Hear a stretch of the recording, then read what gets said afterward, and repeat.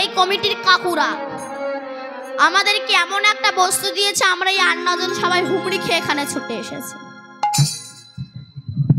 আমাদের কোথায় বাড়ি? উত্তর 24 পরগনা বসিরহাট। সেখান থেকে এখানে ছুটে এসেছি, এমন একটা বস্তু দিয়েছে।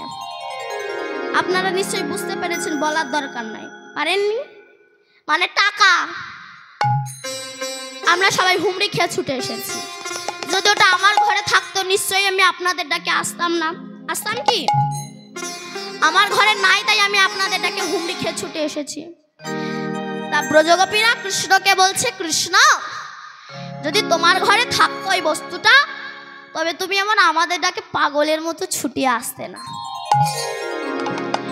সেই বস্তুটার নাম কি না? সেই বস্তুটার নাম হচ্ছে ভক্তি মহারানী। হরিমা